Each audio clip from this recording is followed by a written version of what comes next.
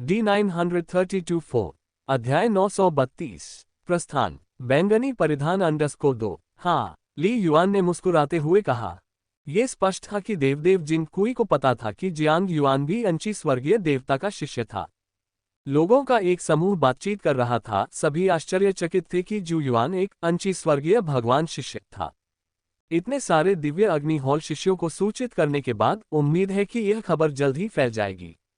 Master आंची, ली yuan ने मन ही मन सोचा, मैंने भी आपका अनुरोध पूरा कर दिया है। जब वह अंची स्वर्गीय परमेश्वर का पंजीकृत शिष्य बना तो केवल यही एक आवश्यकता थी। अदृश्य क्षेत्र में ली युआन को ऐसा महसूस हुआ कि उसकी आत्मा के चारों ओर की अदृश्य बेड़ियां काफी हद तक ढीली हो गई हैं। क्या ये कार्य कारण संबंध है? ब्लड डैम की गहराई में वापस। हालांकि मुझे कानून की शपथ लेने की आवश्यकता नहीं थी, मैंने पहले ही एक वादा कर लिया था, ली युआन ने सोचा। मेरा वादा कार्य कारण का एक रूप है। ये साधना पथ कार्य कारण को सुझाने के बारे में है ताकि हम इसमें उलझे न रहें। मिश्रित अध्ययन की विरासत में कई गुप्त तकनीकें और पूर्ण कौशल हैं, जिनमें से एक है कार्य कारण गुप्त तकनीक। ये स्पष्ट रूप से उल्लेख किया गया है। जितना अधिक शक्तिशाली व्यक्ति होता है उतना ही अधिक वह कार्य कारण को महत्व देता है। विशेष रूप से स्वर्गीय ईश्वर तक आरोहण के बाद यदि यह बहुत भारी और अव्यवस्थित हो जाता है तो यह व्यक्ति की स्वयं की साधना को भी प्रभावित कर सकता है। कानून की शपथ का प्रभाव तुरंत होता है। कार्य कारण से उलझना एक अदृश्य शक्ति है। हम वरिष्ठ भाई जियांग युआन ने मुझे बुलाया है। ली युआन को एक संदेश मिला। अल्पविराम। कुछ ही देर बाद ली युआन आदेशानुसार कानून प्रवर्तन मंदिर में गया और आंतरिक महल में प्रवेश किया। खाली गलियारे से गुजरते हुए वह हॉल के बाहर पहुंच गया। वरिष्ठ भाई, ली युआन ने कहा। जू युआन, अंदर आओ। एक कोमल आवाज सुनाई दी। ली युआन ने हॉल में प्रवेश किया। उसकी आंखों में आश्चर्य की झलक दिखी क्योंकि वरिष्ठ भाई जियांग युआन के अलावा वहां हरे रंग का लबादा पहने एक व्यक्ति भी था। वरिष्ठ भाई जियांग युआन ने पहले इसका उल्लेख नहीं किया था। नगरपालिक, ली युआन ने आदरपूर्वक अभिवादन किया। ये ताई यू स्वर्गीय देवता थे जिनसे अथाह आभा निकल रही थी। हालांकि दिव्य सम्राट द्वीप के अनुभव के बाद ली युआन की दृष्टि लंबे समय तक उन्नत रही थी, विशेष रूप से आकाश नीला देव राजा के अवशेषों की आभा को महसूस करने के बाद, जिससे उसे स्पष्ट रूप से यह महसूस हो गया कि ताई यू स्वर्गीय भगवान बहुत हीन थे। स्वर्गीय ईश्वर और दिव्य राजा के बीच का अंतर वास्तव में बहुत बड़ा है। आश्चर्यचकित मत हो, ताई यू स्वर्गीय परमेश्वर ने मुस्कुराते हुए कहा, मैं लंबे समय से आपके और जियांग युआन के बीच भाईचारे के रिश्ते को जानता हूं और मैं अंची स्वर्गीय परमेश्वर को जानता हूं। अंची अपने सामान्य तरीके से प्रतिष्ठा पर जोर देता है। ली युआन अवाक रह गया। हर किसी के लक्ष्य अलग अलग होते हैं। कुछ लोग स्वतंत्रतापूर्वक और उदासीनता से जीवन जीते हैं, जबकि अन्य लोग आशा करते हैं कि उन्हें युगों युगों तक याद रखा जाएगा। 3 साल तक पैतृक क्षेत्र के केंद्र में रहने से आपने बहुत कुछ हासिल किया होगा, ताई यू स्वर्गीय भगवान ने कहा। मुझे कुछ लाभ हुआ है, ली युआन ने उत्तर दिया। हाँ, मैं बस आपको बधाई देने आया हूँ। आखिरकार पैतृक क्षेत्र युद्ध में प्रथम होना काफी असाधारण बात है। ताई यू स्वर्गीय भगवान मुस्कुराए। ज्यूजिंग प्राचीन शहर कई सहस्राब्दियों में केवल एक बार ऐसा देखता है। ली युआन ने सुना। पैतृक क्षेत्र युद्ध में तथाकथित प्रथम का अर्थ है अंकों में प्रथम होना और पैतृक क्षेत्र क्रम प्राप्त करना। केवल तभी किसी को पैतृक क्षेत्र युद्ध में प्रथम माना जाता है। लेकिन ली युआन को अंदर ही अंदर इस पर संदेह था। आखिरकार दूसरा पक्ष एक स्वर्गीय देवता था जिसका जीवनकाल लाखों वर्षों का था, जिसने अनगिनत पैतृक क्षेत्र युद्धों का अनुभव किया था। नगर स्वामी, बात को घुमा फिराकर कहने की कोई जरूरत नहीं है। जियांग युआन स्वर्गीय परमेश्वर अंततः खुद को रोक नहीं सके। बस वही कहो जो तुम पूछना चाहते हो। ताई यू स्वर्गीय भगवान ने थोड़ी शर्मिंदगी दिखाई लेकिन जल्द ही सामान्य हो गए। जू युआन, नगर के स्वामी को पहले से ही पता है कि तुम अराजकता दैवीय न्यायालय से आए हो, जियांग युआन स्वर्गीय भगवान ने कहा, इसलिए यदि तुम साझा कर सकते हो तो कृपया नगर के स्वामी को बताओ। हाँ, ली युआन ने उत्तर दिया। अच्छा जू युआन, मैं पूछना चाहता हूँ, ताई यू स्वर्गीय भगवान ने कहा, क्या आप जानते हैं कि पैतृक क्षेत्र युद्ध में निंगची, कुंग फू, मून ब्लेड और हुआ झोगयुन जैसे रहस्यमय प्रतिभाशाली लोग कहाँ से आते हैं? क्या वे दिव्य क्षेत्र की शक्तियां हैं? हाँ, उनमें से कुछ लोग दैवीय क्षेत्र के अराजकता दैवीय न्यायालय से आते हैं, लेकिन अराजकता दैवीय न्यायालय बहुत बड़ा है और इसकी कई शाखाएं हैं, हम अलग अलग शाखाओं से संबंधित हैं। ली युआन ने उत्तर दिया। अन्य लोग अन्य शक्तियों से संबंधित हैं। ये ली युआन का तैयार किया हुआ स्पष्टीकरण था जो वास्तव में वास्तविक स्थिति थी। अराजकता दैवीय न्यायालय से ताई यू स्वर्गीय भगवान ने रुककर कहा, जैसे उन्हें कुछ याद आ रहा हो।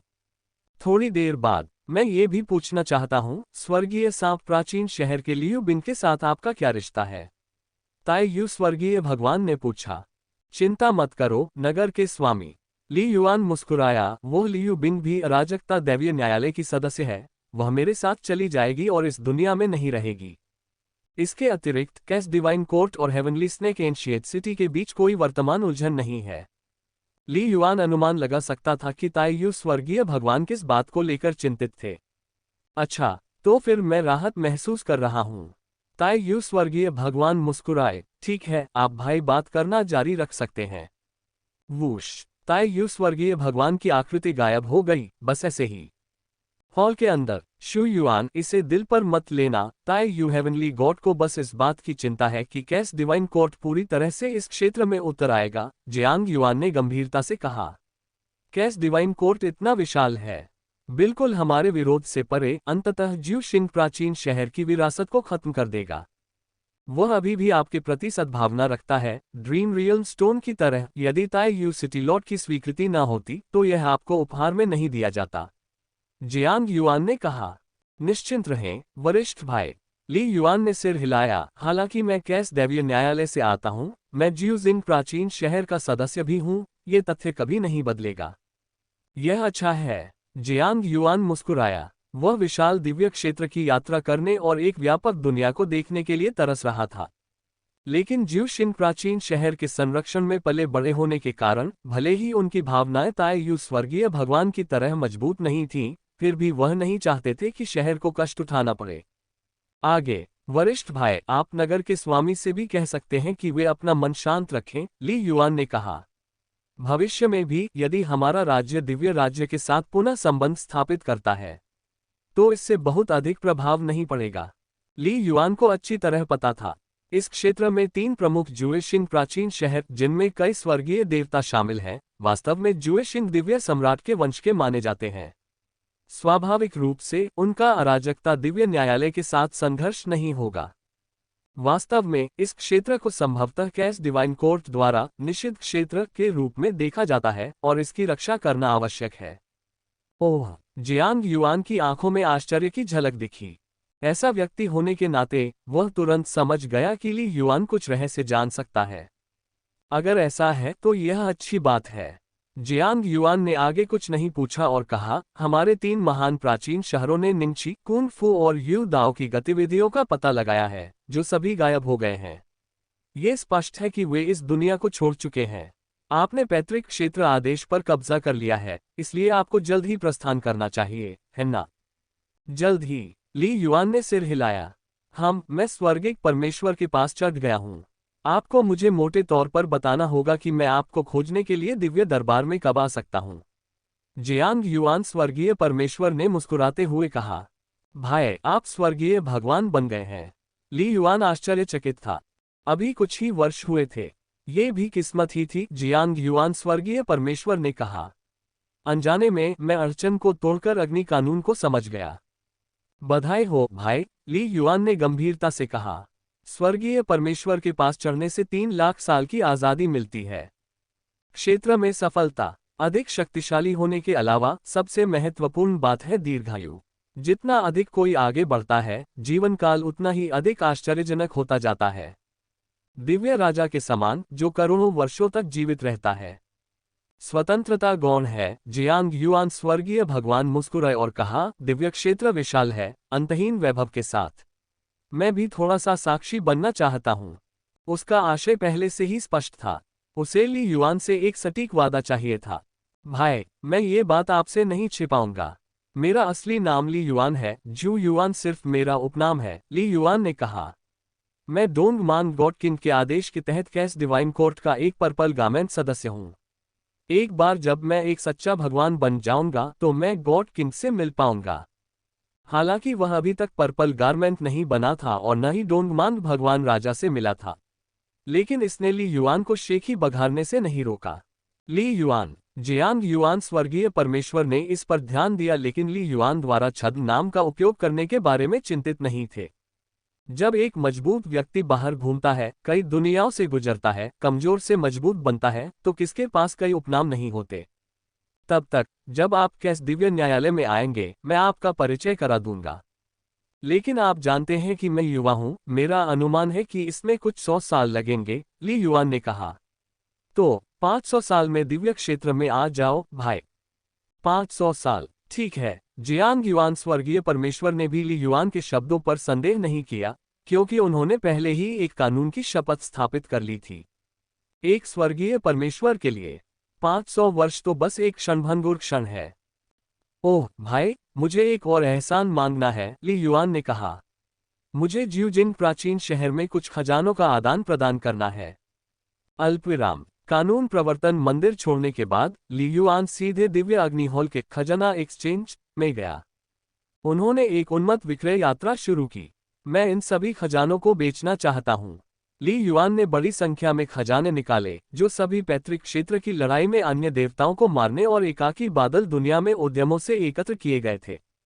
इतने सारे ये खजाने, यहाँ तक कि सच्चे भगवान के यंत्र भी खजाने खरीदने के लिए जिम्मेदार 2 छद्म देवता चौंक गए। यद्यपि वे जानते थे कि दिव्य अग्निहोल के सदस्य असाधारण थे, फिर भी किसी ऐसे व्यक्ति से मिलना जो इतने सारे खजाने निकाल सकता था, अभूतपूर्व था। बहुत जल्द ही एक सच्चा परमेश्वर आया। इतने सारे खजाने, शु युआन संत वारिस बनने के योग्य। सफेद कपड़े पहने सच्चे भगवान ने मुस्कुराते हुए कहा, निश्चिंत रहें संत वारिस, इन खजानों का तो जिक्र ही न करें, यहाँ तक कि 10 गुना ज्यादा भी, हम उन्हें संभाल सकते हैं। सामान्य परिस्थितियों में यदि कोई दिव्य अग्निहोल सदस्य इतने सारे खजाने बेचता है तो उस पर निश्चित रूप से सवाल उठाए जाएंगे। लेकिन सबसे पहले विक्रेता जू युआन था। दूसरा, सफेद वस्त्र पहने सच्चे परमेश्वर इतनी जल्दी क्यों आ गए? क्योंकि जियांग युआन सच्चे परमेश्वर ने एक संदेश भेजा था।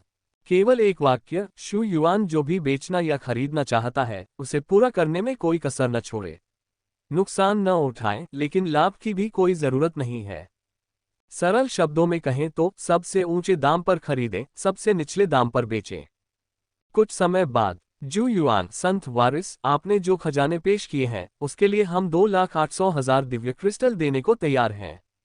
सफेद कपड़े पहने सच्चे भगवान ने कहा, यह पहले से ही सबसे ज्यादा कीमत है। ठीक है, ली युआन ने थोड़ा सिर हिलाया, ये कीमत उसकी उम्मीदों से अधिक थी। इतना कुछ बेचना है। इसका मुख्य कारण कुछ असाधारण देवताओं को मारने से प्राप्त भारी लाभ था। इसके अलावा ली युआन ने कुछ महत्वपूर्ण खजाने अलग रख दिए थे। वह वास्तव में उन चीजों को बेचने के लिए बाहर ले गया जिनके बारे में उसके विचार में कोई उपयोग नहीं था। फिर भी इतनी बड़ी संपत्ति कई नए पदोन्नत सच्चे देवताओं की कुल संपत्ति के बराबर थी। मुझे दिव्य क्रिस्टल नहीं चाहिए, मैं खजाने खरीदना चाहता हूं, ली युआन ने सीधे कहा। दिव्य क्रिस्टल के अनेक उपयोग हैं, लेकिन सप्त सितारा सभ्यता के लिए बहुत अधिक दिव्य क्रिस्टल बेकार हो जाते हैं। संसाधन, जिनमें से अनेक को नश्वर क्षेत्र में बेकार समझा जाता है, बहुमूल्य हैं। 2 घंटे बाद, अपने लिए 1 मिलियन फैंशियन क्रिस्टल छोड़ने के अलावा ली युआन ने अन्य सभी दिव्य क्रिस्टल और ज्यूजिन पॉइंट का उपयोग विभिन्न वस्तुओं को खरीदने के लिए किया। सब कुछ सूचीबद्ध करने के बाद, शु युआन संत वारिस, क्या आप इसकी पुष्टि करते हैं? सफेद कपड़े पहने सच्चे भगवान ने आश्चर्य से पूछा। पुष्टि हो गई, ली युआन ने सिर हिलाया। तो फिर तुम्हें कुछ दिन इंतजार करना होगा। सफेद कपड़े पहने सच्चे परमेश्वर ने व्यंग्यपूर्ण मुस्कान के साथ कहा, यहाँ बहुत सी चीजें तैयार नहीं होती। क्या तुमने नहीं कहा था कि सब कुछ उपलब्ध है? ली युआन ने भौहें सिकोड़ी। संत वारिस, आपकी सूची में बहुत से खजाने उड़ते स्वर्ग या यहाँ तक कि प्रधान योद्धाओं के लिए हैं। सफेद कपड़े पहने सच्चे भगवान ने असहाय होकर कहा, लेकिन ज्यूजिन प्राचीन शहर में सबसे निचला स्थान उड़ते स्वर्ग का क्षेत्र है, इसलिए वे तैयार नहीं हैं। इसके अलावा आपको जितने खजाने की जरूरत है उसकी कुल मात्रा बहुत ज्यादा है। हमें ईश्वरीय राज्य की विभिन्न शाखाओं से संसाधन इकट्ठा करने होंगे। ली युआन इस बात को नजरअंदाज करके अवाक रह गया। इसमें कितना समय लगेगा? 3 दिन। अल्पविराम। इतनी सारी साधारण चीजें खरीद रहे हो? बहुत से लोग स्वर्ग की उड़ान के लिए हैं, यहाँ तक कि प्रधान योद्धा भी। जियांग युआन स्वर्गीय परमेश्वर को सफेद वस्त्रधारी सच्चे परमेश्वर से एक संदेश मिला। वह भी हैरान था, ली युआन को इन चीजों से क्या चाहिए। लेकिन सच्चे भगवान जियांग युआन केवल जिज्ञासु थे और उन्होंने आदेश दिया, जू युआन के आदेशों का पालन करो। अल्पविराम। 3 दिन बाद ली युआन को उसकी जरूरत का सारा खजाना मिल गया। जब सब कुछ तैयार हो गया, एक युवती निमंत्रण पर संत वारिस के निवास पर पहुंची जहां ली युआन था। भाई जू, तुमने मुझे विशेष रूप से यहाँ बुलाया है। किस लिए? जियांग जुआन ने उत्सुकता से चारों ओर देखा, दिल में उलझन थी। आज तो ऐसा लग रहा था कि वह यहाँ अकेली है। छोटे जुबान, जब से हम रसातल दानव रक्त मांद में मिले थे, 10 साल से अधिक समय हो गया है ना? ली युआन मुस्कुराया। हाँ, 15 साल। जियांग जुआन की आंखें चमक उठी। उस समय, भाई जू, आप अभी भी उड़ते स्वर्ग क्षेत्र में थे, अब आप दुनिया भर में ज्ञात सबसे शक्तिशाली देवता हैं। मैं तो कल्पना भी नहीं कर सकता था। भाई जू, आपने वास्तव में पैतृक क्षेत्र की लड़ाई में प्रथम स्थान हासिल किया है। जियांग जुआन ने उत्साह से कहा। समय तेजी से बीत जाता है। ली युआन मुस्कुराया, ज्यू शिंग प्राचीन शहर में मेरे बहुत ज्यादा दोस्त नहीं हैं, तुम उनमें से एक हो और तुम सबसे कमजोर भी हो। जियांग जुआन गर्मजोशी से मुस्कुराया। वह केवल उड़ते स्वर्ग स्तर पर थी और ज्यू शिंग प्राचीन शहर में स्वाभाविक रूप से कमजोर थी।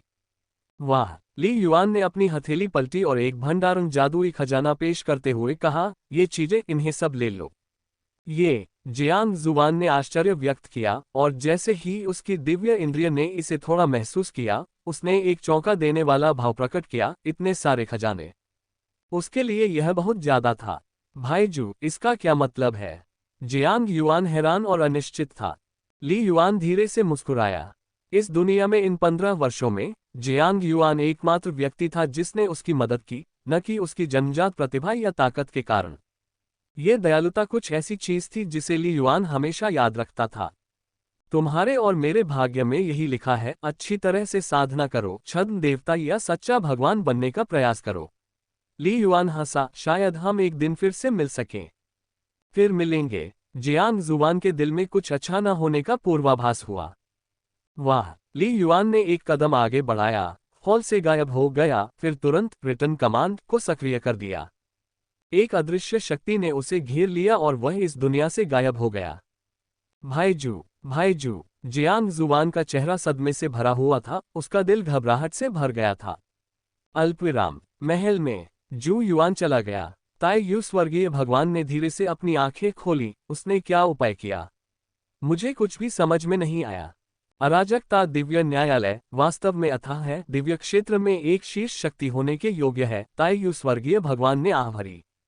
एक विचार से वह ज्यू शिंग प्राचीन शहर में किसी भी स्थान को समझ सकता था।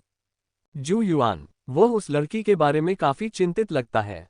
ताई यू स्वर्गीय परमेश्वर के मन में एक विचार कौन था, साथ ही जियांग युआन स्वर्गीय परमेश्वर के शब्द भी। कुछ देर सोचने के बाद, आदेश जारी करो, आज से जियांग जुआन की साधना का मार्गदर्शन करने के लिए स्वर्गीय कोहरे देवता को आमंत्रित करो। यहां तक कि ली युआन को भी उम्मीद नहीं थी कि उसके अंतिम कुछ कार्य जियांग जुआन की नियति को बदल देंगे। अल्पविराम। इस दुनिया में समय और स्थान की गहराई में दिव्य सम्राट द्वीप पर गया। ये शक्ति अनंत टॉवर से होनी चाहिए। सफेद कपड़े वाली महिला ने अपना सिर थोड़ा ऊपर उठाया, उसकी आंखों में रोशनी चमक रही थी। ली युआन को अभी भी कुछ लाभ होना चाहिए। मुझे आश्चर्य है कि क्या वह 10 स्टार मेरिडियन बन सकता है। ईश्वरीय क्षेत्र में उथल पुथल के साथ क्या ली युआन आजकल? शाश्वत दिव्य महल 36वां। ली युआन की पुतलियां थोड़ी सिकुड़ गईं, वह उलझन में था। क्या इसका संबंध अनंत हॉल से हो सकता है? चांदी के बालों वाले बुजुर्ग ने अपनी पिछली यात्रा के दौरान जो उल्लेख किया था उसे याद करते हुए ऐसा लगता था कि इस विशाल दुनिया में एक से अधिक दफन अमर प्राचीन डोमेन है। एक पल के लिए ली युआन के दिमाग में अनगिनत विचार कौंध गए। आगे आओ, मैं तुम्हें विस्तार से समझाता हूँ, चांदी के बालों वाले बुजुर्ग ने मुस्कुराते हुए कहा। ली युआन आज्ञाकारी ढंग से बुजुर्ग के सामने आ गया। मंदिर के केंद्र में खड़े हैं। आपने पैतृक क्षेत्र के लिए लड़ाई में भाग लिया और पैतृक क्षेत्र आदेश पर कब्जा कर लिया। चांदी के बालों वाले बुजुर्ग ने हंसते हुए कहा, आपकी प्रतिभा को देखते हुए आपको संभवतः ज्यू जिंग दिव्य सम्राट की मान्यता प्राप्त करने और दिव्य सम्राट द्वीप पर चढ़ने का अवसर मिलेगा। हालांकि रिटर्न कमांड के माध्यम से मेरी जांच विधियों के बावजूद मैं अंदर झांकने में असमर्थ था। आखिरकार वह स्थान किसी अन्य देव सम्राट के क्षेत्र का मुख्य डोमेन बना हुआ है। ली युआन ने मन ही मन आह भरी, वास्तव में एक देव सम्राट के तरीके समझ से परे थे। सीनियर जिन के अनुसार इस अनंत हॉल के संस्थापक भी एक देव सम्राट थे। फिर भी ली युआन जवाब नहीं दे सका। ज्यू शिंग दिव्य सम्राट का पंजीकृत शिष्य बनने के बाद एक अदृश्य व्यवस्था के तहत वह इसके बारे में बोलने में असमर्थ था। कम से कम इस समय तो नहीं कह सकते। हाँ, इसका मतलब है कि आपने ज्यू जिंग दिव्य सम्राट के बारे में जान लिया है, जो इसकी पुष्टि करता है। चांदी के बालों वाला बुजुर्ग मुस्कुराया, चिंता मत करो, मैं आगे नहीं बोलूंगा। ज्यू शिंग महाद्वीप पर अपना परीक्षण स्थल स्थापित करना शुरू से ही एक पतली सी उम्मीद पर आधारित था। यदि आप सफल होते हैं तो किसी अन्य देव सम्राट की मामूली शक्ति की सहायता से अनंत दिव्य महल पर कब्जा करने की आपकी संभावना काफी बढ़ जाएगी। चांदी के बालों वाले बुजुर्ग ने कहा, हर उम्मीदवार को ऐसा अवसर दिया जाता है, कुछ इसे समझने में विफल रहते हैं जबकि अन्य इसे जब्त कर लेते हैं। वरिष्ठ ली युआन खुद को ये पूछे बिना नहीं रह सका, अनंत दिव्य महल वास्तव में क्या है? इसका अनंत हॉल से क्या संबंध है और इसका उम्मीदवार होने का क्या अर्थ है? शाश्वत दिव्य महल, जब तुम्हें जानने का समय आएगा तो तुम स्वाभाविक रूप से समझ जाओगे। चांदी के बालों वाले बुजुर्ग ने धीरे से कहा, सच में तुम्हारा इससे कुछ संपर्क पहले ही हो चुका है। तुम्हारे यहां तक पहुंचने के लिए तुम्हारी आध्यात्मिक दुनिया में महल ने एक महत्वपूर्ण भूमिका निभाई होगी, है ना?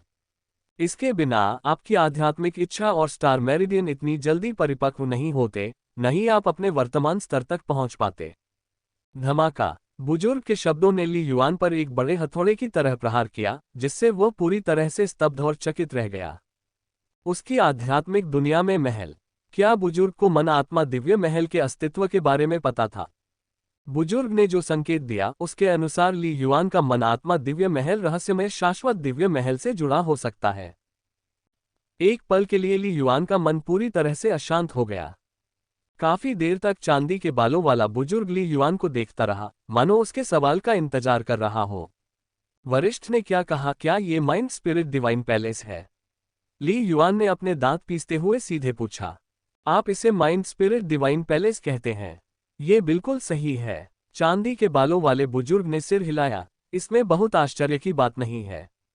सभी शक्तिशाली घटनाओं के अपने कारण होते हैं और सभी रहस्यों की अपनी उत्पत्ति होती है। आपका माइंड स्पिरिट डिवाइन पैलेस एक असाधारण रहस्यमय कलाकृति है। यह अपने स्वामी द्वारा निर्मित शाश्वत दिव्य महल का एक शून्य क्षेत्र प्रक्षेपण है।